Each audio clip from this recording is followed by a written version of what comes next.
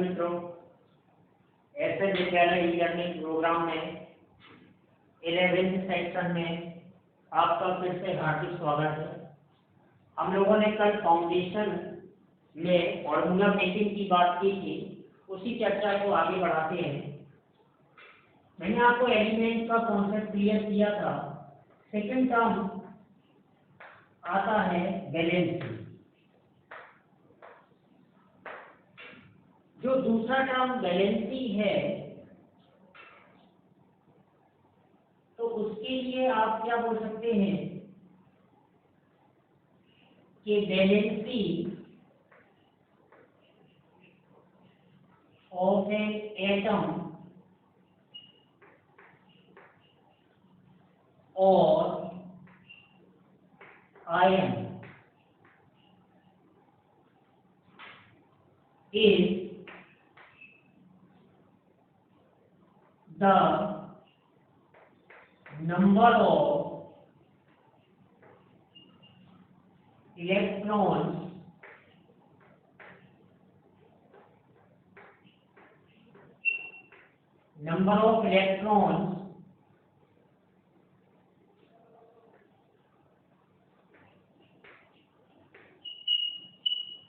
shared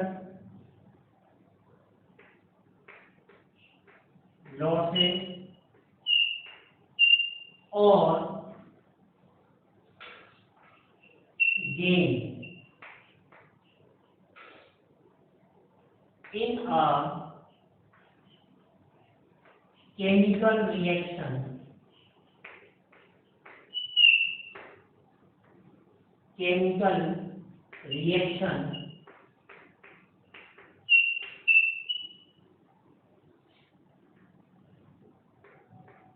to become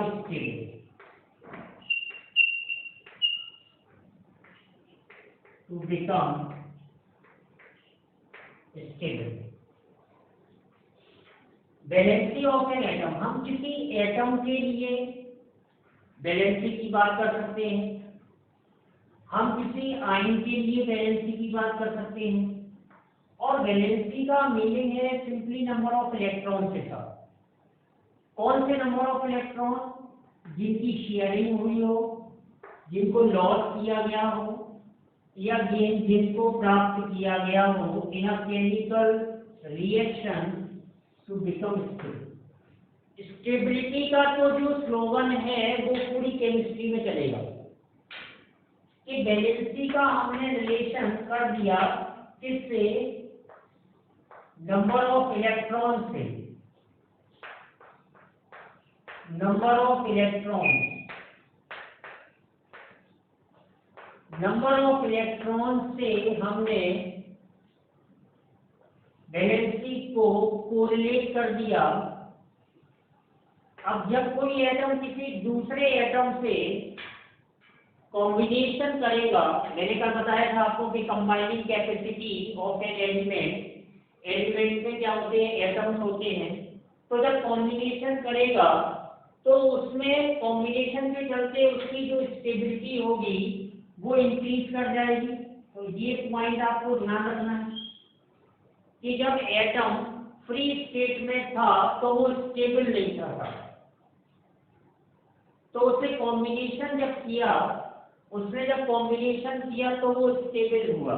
और इस प्रक्रिया के चलते, इस प्रोसेस के चलते उसने जितने इलेक्ट्रॉन शेयर किए, लॉस का मतलब होता है खोना, या फिर प्राप्त किए, गेन किए, उसी को आप बोलेंगे valency.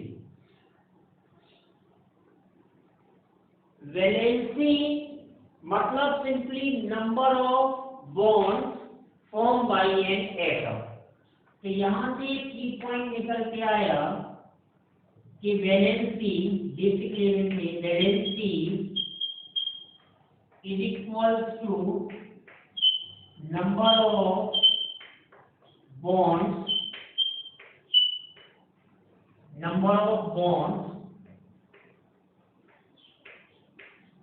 formed by an atom। किसी एटम के द्वारा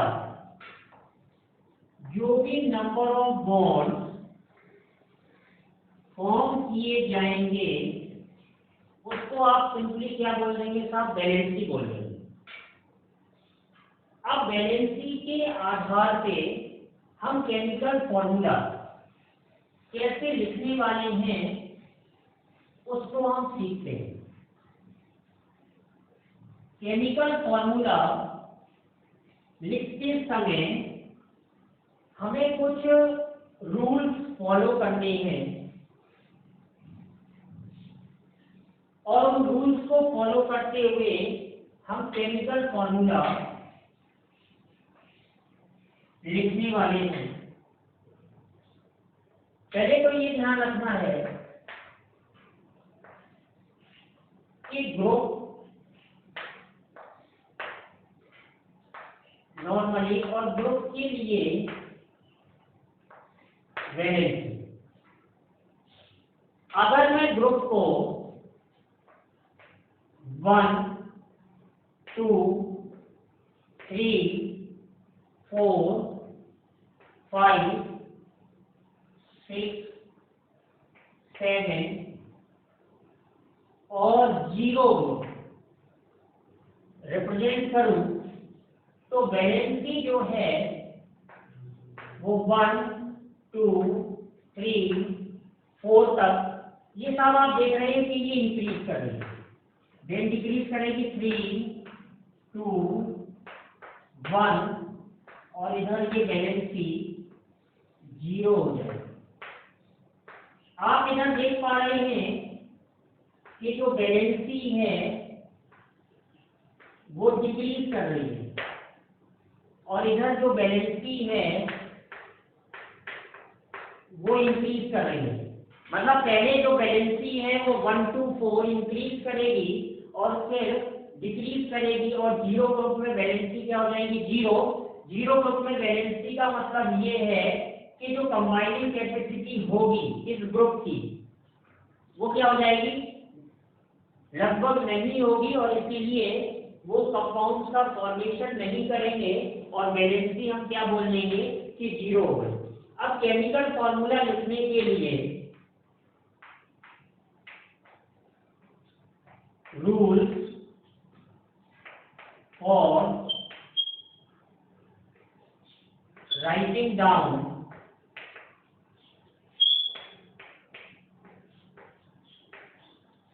केमिकल फॉर्मूला।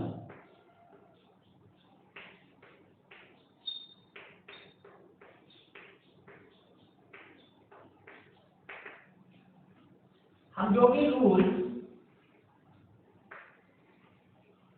यहाँ पर सीखने वाले हैं उसके आधार पर हम केमिकल फॉर्मूला लिखेंगे और ये कौन से केमिकल फॉर्मूले होंगे कि जिनमें हम एंडिंग करेंगे विद आइस से, एंडिंग विद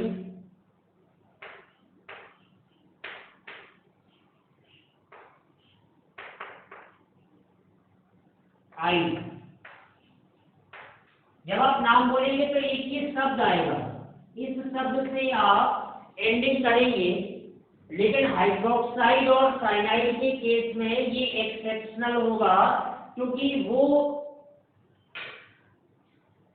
फॉर्मूले में नॉर्मली सिंपलर फॉर्म में नहीं आते।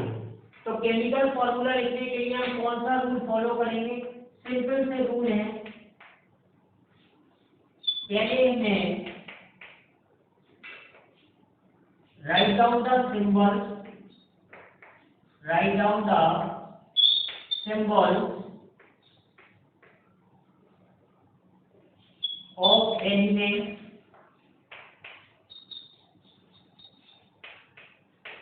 पहले मैं एलिमेंट के सिंबल लिखूंगा, उसके बाद valency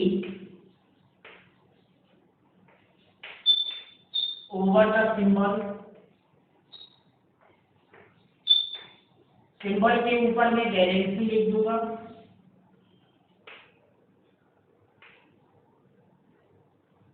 cross the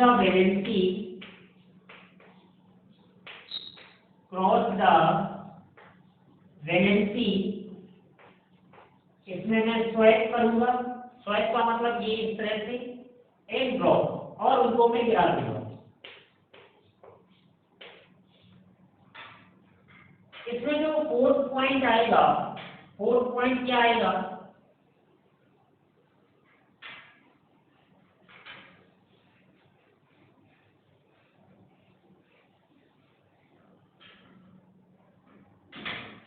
fourth point आएगा कि कैंसिल द रेशियो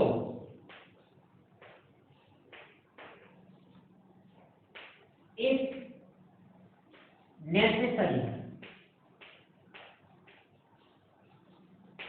रेशियो को मैं कैंसिल आउट करूंगा यदि उसकी आवश्यकता होगी। और आखिरी रूल क्या आएगा कि finally write down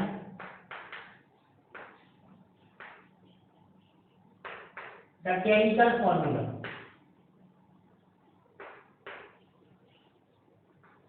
chemical formula, finally जो है हम केमिकल फॉर्मूले को राइट डाउन कर रहे हैं। कैसे करना है इसको देखते हैं।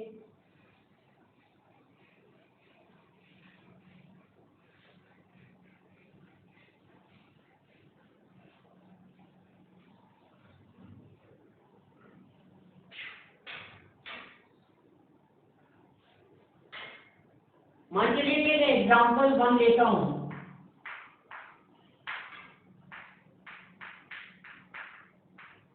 एक कंपाउंड है जो हम लोगों ने बहुत कई बार सुना होता है, यूज भी होता है उसका बहुत ज्यादा, सोडियम क्लोराइड। देखो मैंने बोला था ना ending with I, sodium chloride. तो हम लोग 1 by 1 रूल को फॉलो करते हैं। मैंने आपको बताया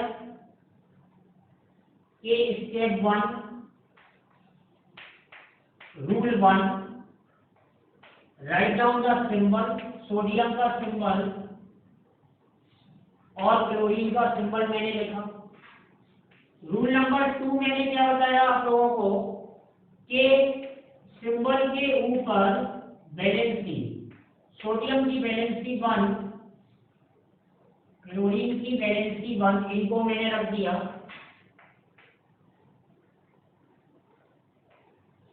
रूल नंबर 3 मैंने क्या बताया कि cross the valency,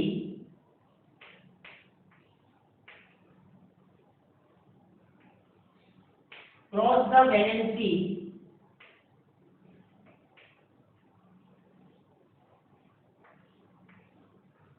and swap and drop, cross the valency, swap and drop. तो जैसे ही इसको मैंने किया तो 1 1 इधर आ जाएगा। तो रूल नंबर 4 में मुझे cancel the ratio of necessary if necessary, तो मुझे रेशियो को कैंसिल करने की आवश्यकता नहीं है, ठीक है ना। तो मैं उस रेशियो को ऐसे ही मैंने लिखा। और फाइनली रूल नंबर 5 में मैंने फॉर्मूला लिखा NaCl। ये रूल नंबर 5 में आपका फॉर्मूला आ गया, सोडियम क्लोराइड। एक अनदर एग्जांपल, हम लोग दूसरा एग्जांपल लेते हैं। दूसरा एग्जांपल हमने लिया कैल्शियम ब्रोमाइड। कैल्शियम ब्रोमाइड, ये देखिए साहब आइड से एंडिंग हुई। तो पहले मैंने सिंबल लिखे, फिर मैंने वैलेंसी लिखा इधर 2, इधर 1, क्रॉस द वैलेंसी किया। ये स्वैप एंड ड्रॉप का मतलब ये कि ऐसे स्वैप करना है और गिरा देना है वैलेंसी नीचे। तो Ca1 कैल्शियम ब्रोमाइड सॉरी, यहाँ पे Cr आ जाएगा।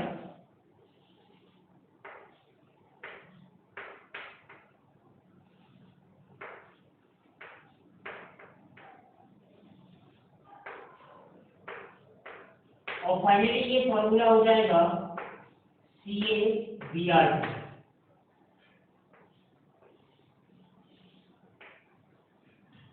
तो आप देख रहे हैं कि ये रूल नंबर 1 और ये जो चीज है, ठीक है ना, यहां से लेके यहां तक ये 2 से 3 तक आता है, रूल नंबर 2 से 3, और ये रूल नंबर 5।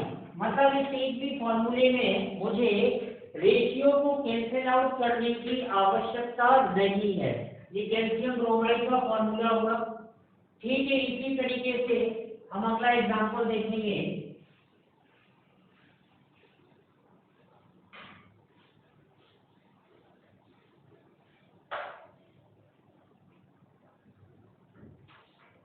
नेक्स्ट एग्जांपल है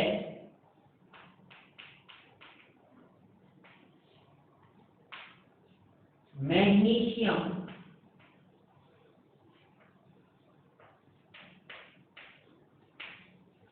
ऑक्साइड।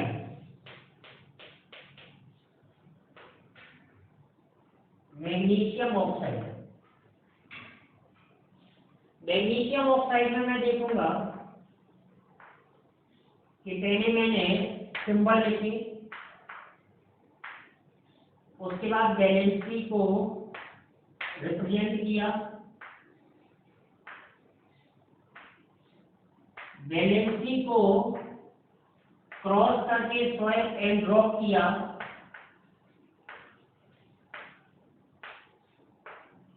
और यहां पे रेशियो को मैंने कैंसिल आउट किया। Mg1O1 इस तरह से, और ये फाइनली फॉर्मूला आया MgO। You can see that यहां पर हमने रूल नंबर 4 का यूज किया है।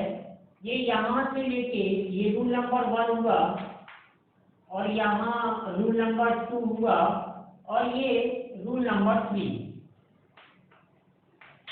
और ये रूल नंबर 5। तो इस तरह से हम वैलेंसी का यूज करके केमिकल फॉर्मूला लिख सकते हैं। लेकिन अभी आप इसमें एक रूल और ऐड कर सकते हैं, एक रूल और ऐड कर सकते हैं, उसके बारे में चर्चा मैं थोड़ी बाद में करूंगा। तो एलिमेंट का सिंबल और एलिमेंट की वैलेंसी का यूज करके हम केमिकल फॉर्मूला को राइट डाउन कर सकते हैं।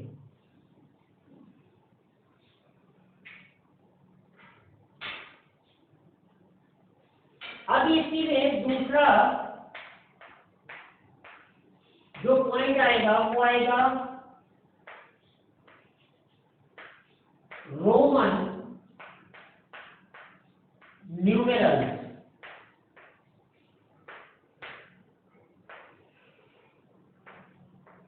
ये एक रोमन पद्धति है जिसके अंतर्गत नंबर्स को हमने रिप्रेजेंट किया। सबसे पहले तो ये आपको बात ध्यान रखना है कि रोमन न्यूमरल्स को स्पेशली हमें किसमें यूज करना है। तो याद रखना है कि some element,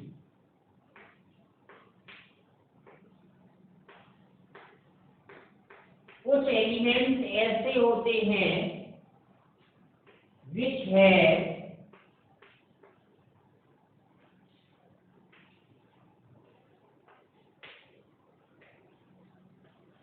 more than one valency,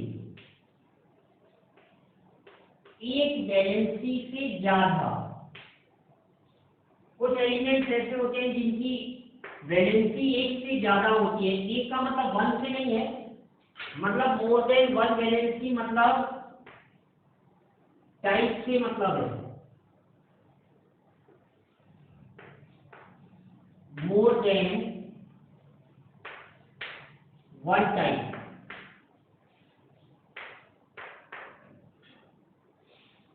और ऐसे एलिमेंट्स को पीरियोडिक टेबल आप देखेंगे रहेगा आपके पास, ऐसे एलिमेंट्स को हम ट्रांजिशन मेटल्स बोलेंगे सर।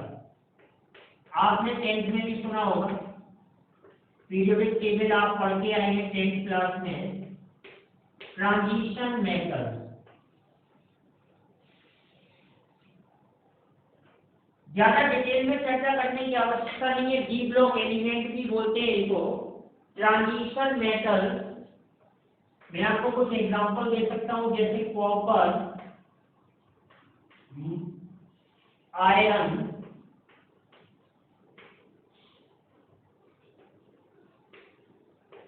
मैंगनीज,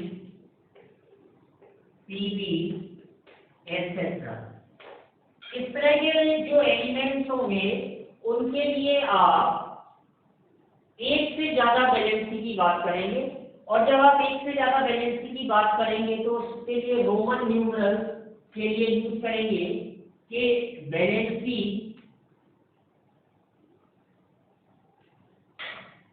और रोमन न्यूमरल या नंबर्स भी बोल सकते हैं,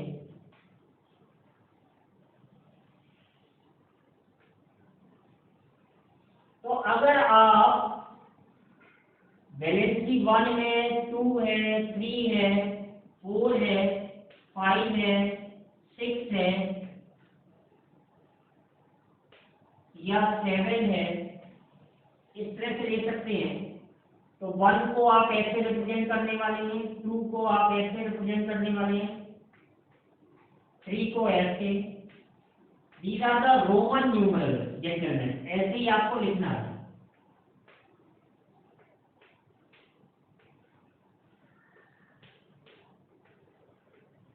इस तरह से आप रोमन न्यूमरल्स में उनको लिखने वाले हैं। जैसे मैं एक दो एग्जांपल आपको बताता हूं।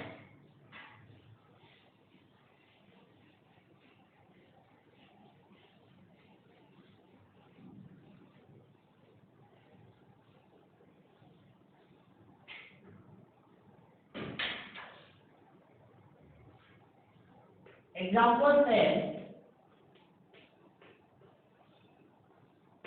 मैं लिख रहा हूं कॉपर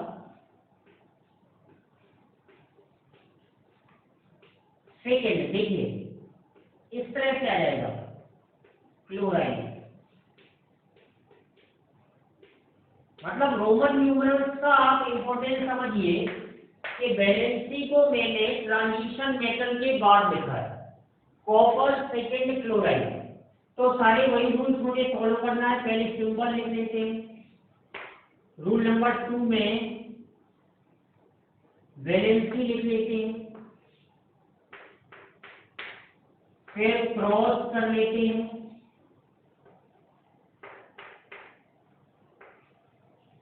स्वाइप एंड ड्रॉप करते हैं,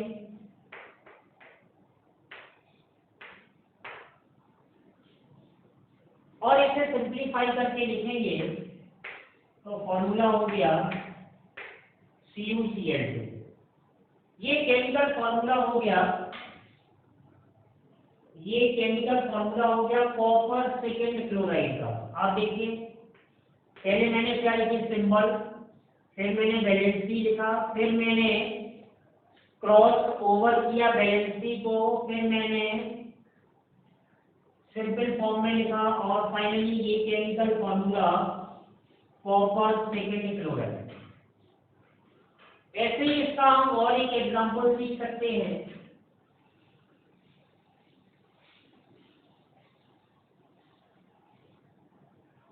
जैसे मैं बोलूं आपको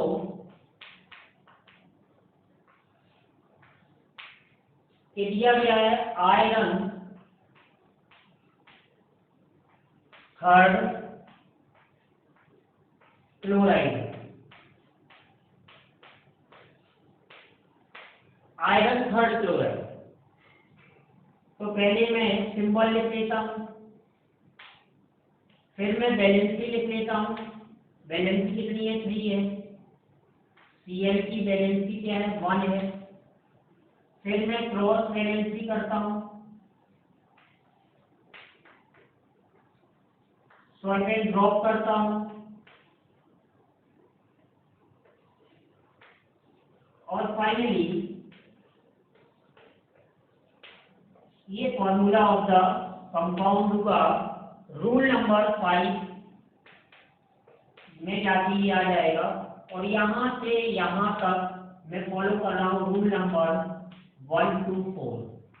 तो इसको बार बार लिखने की आवश्यकता नहीं है लेटर में, जैसा कि मैंने क्लियर कर दिया है कि आपको सिंबल याद रखना है, और सिंबल के बाद valency normally group number 1 to 4 तक वैलेंसी इंक्रीज करेगी 1 to 4, फिर डिक्रीज करके 0 ग्रुप में 0 होने वाली है।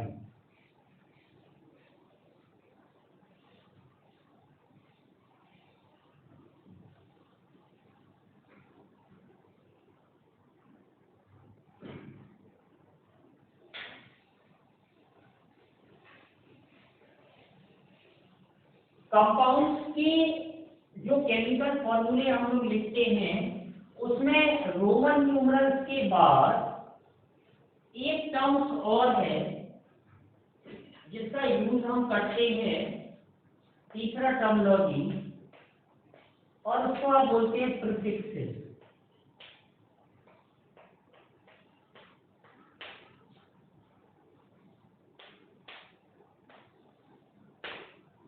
प्रीफिक्सेस मतलब जिसको पहले जोड़ा जाए।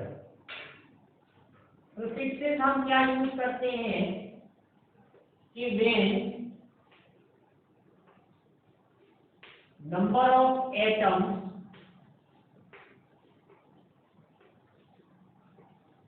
Are 1 or more than 1,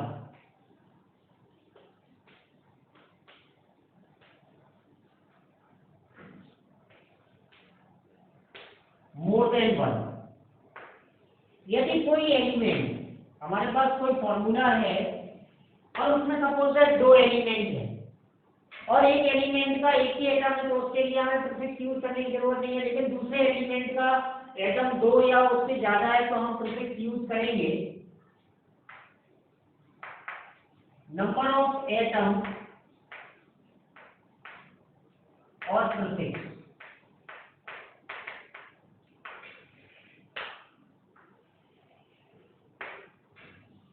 one के लिए यूज करेंगे मोनो, 2 के लिए यूज करेंगे डाई,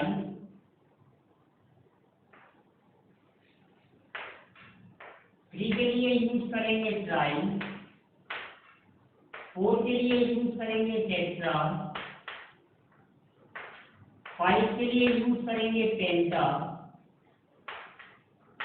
6 के लिए यूज करेंगे हेक्सा। इसका देखो मैं यूज बताता हूं। इसका यूज क्या है कि जैसे मैंने एक फॉर्मूला लिखा,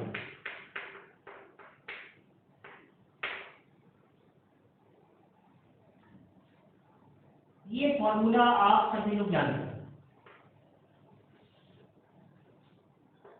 और इसका नाम मैंने लिखा कार्बन मोनोऑक्साइड।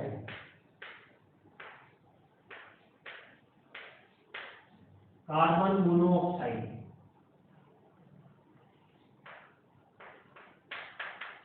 कार्बन मोनोऑक्साइड, इसी को मैं लिख सकता हूं carbon monoxide.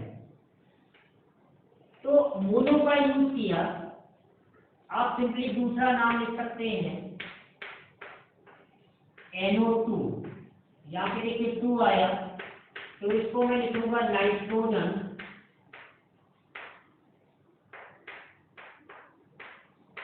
Dioxide, nitrogen dioxide. ऐसे में लिखूं PCl3, ये 3 आया देखिएगा, तो मैं इसको लिखूंगा फास्फोरस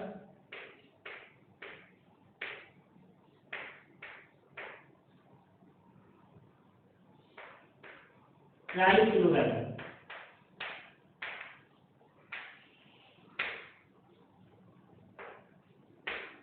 मान लो कि मैं लिखूं N2O4, तो देखिए यहाँ 2 आया, यहाँ 4 आया, तो नाइट्रोजन के लिए मैं क्या यूज करने वाला हूँ,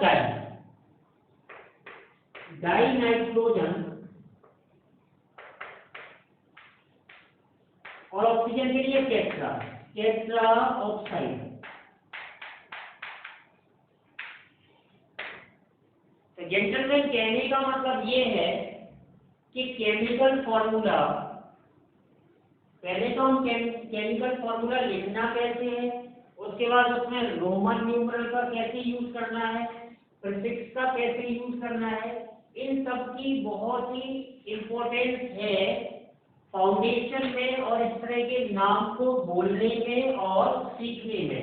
मान लीजिए कि आप देखो, इसे आप देख लेंगे ना, और अगर आपसे बोल दिया जाएगा कि N2O की जगह 5 कर दिया, तो नाम क्या बोलेंगे, डाई नाइट्रोजन पेंटाऑक्साइड। तो ये बात समझने वाली है।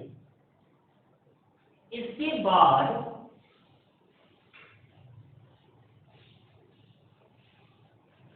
हमारे पास आयनिक फॉर्मूला, हमने अभी केमिकल फॉर्मूला लिखना सीखा, और अगर हमें आयनिक फॉर्मूला लिखना है तो आयनिक फॉर्मूला लिखने के लिए हमें पहले concept of ion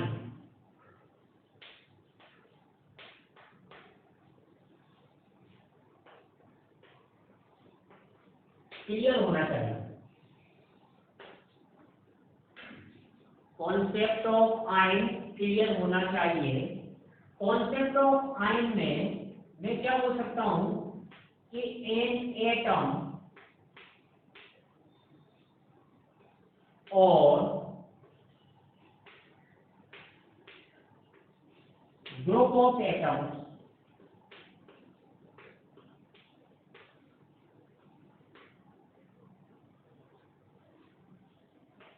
carrying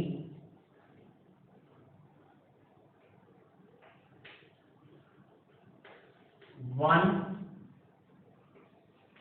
or more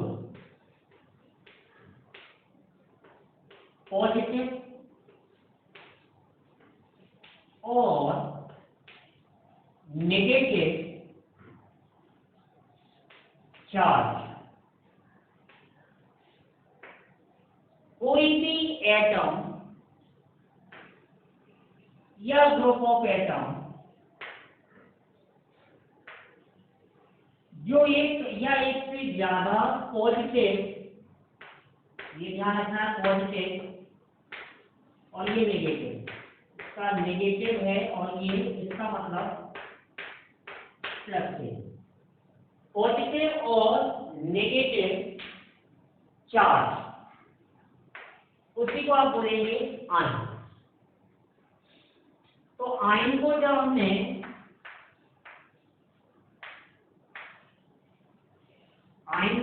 divide किया तो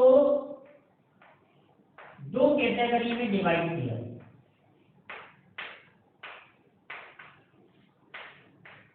एक तो कैटाइन हुआ और दूसरा था एनाइन हुआ।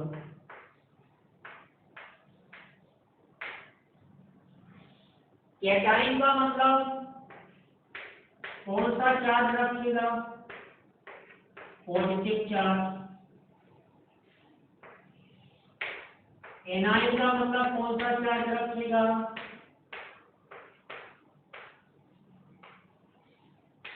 Negative charge. अब ये कैटाइन और एनाइन को नॉर्मली रिप्रेजेंट क्या करते हैं, तो जब हम एलिमेंट्स की स्टडी करते हैं तो पीरियोडिक टेबल में, आप लोग 10th में पढ़ के आए हैं, पीरियोडिक टेबल में डिफरेंट टाइप के एलिमेंट्स को रखा गया है। कुछ एलिमेंट्स ऐसे होते हैं जिनके अंदर टेंडेंसी होती है इलेक्ट्रॉन को लॉस करने की, कुछ एलिमेंट्स ऐसे होते हैं जिनके अंदर टेंडेंसी होती है इलेक्ट्रॉन को गेन करने की। तो इसीलिए हम एलिमेंट्स को दो कैटेगरी में डिवाइड करते हैं।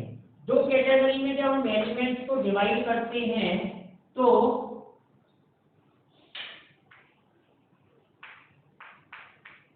एक को आप मेटल बोलते हैं। मेटल क्या करते हैं, टेंडेंसी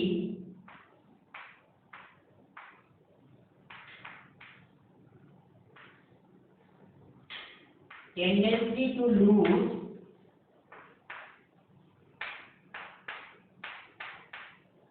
the electrons इलेक्ट्रॉन को लूज करने की टेंडेंसी रखते हैं और इसीलिए क्या बनाते हैं, फॉर्म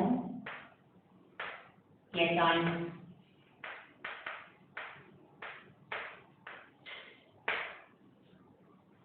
क्या बनाते हैं, कैटायन। नॉन मेटल क्या करते हैं, नॉन मेटल इलेक्ट्रॉन को गेन करने की टेंडेंसी रखते हैं।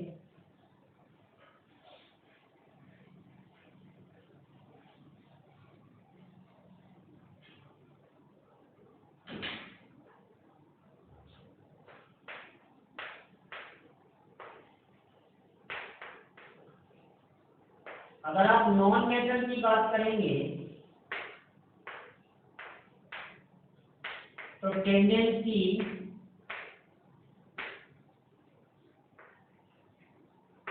टू गेन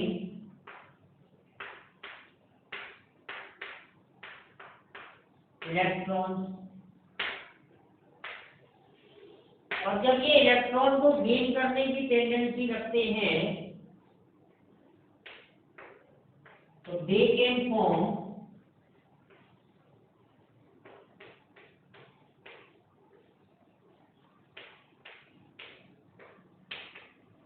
एनाइंस, वो एनाइंस का फॉर्मेशन करते हैं। तो मेटल क्या बनाएगा साहब, कैटायन। जैसे मैं यहां पे लिखूं Na plus K plus Mg plus 2 Fe plus 3 Cg plus 2 etcetera. Non metal क्या बनाएगा, एनाइन। जैसे मैं लिखूं O minus 2 F minus Cl minus Br minus N minus 3। तो ये क्या बनने वाले हैं, एनाइन। जब नेगेटिव चार्ज आएगा तो उसको मैंने क्या बोला, एनाइन, और जब पॉजिटिव चार्ज आएगा तो उसको मैंने क्या बोला, कैटाइन। लेकिन आयन को हम सिंपल या कॉम्प्लेक्स भी बोल सकते हैं। आयन दो टाइप का होता है, उसको हम सिंपल और कॉम्प्लेक्स भी बोल सकते हैं। और फिर उस चार्ज की मदद से हम जो केमिकल फॉर्मूला लिख रहे थे उसको हम आयनिक फॉर्मूले में रिप्रेजेंट भी कर सकते हैं। वो बहुत ही आसान सा काम है, लेकिन उसकी चर्चा हम अगले लेक्चर में करेंगे। यहाँ पे आयन कितने टाइप के होते हैं, 2 टाइप के, ये हमने आपको सिखाया। तो इतना आपको रिवाइज करना है। आयन पे चार्ज कितना होता है, उसकी एक प्रॉपर टेबल होती है, 1 पॉजिटिव, 2 पॉजिटिव, 2 नेगेटिव, 3 नेगेटिव। तो उनके फॉर्मूले आपको लर्न करने हैं और उसके बाद हम आयनिक फॉर्मूला लिखना सीखेंगे। अभी आप इतना रिवाइज करें।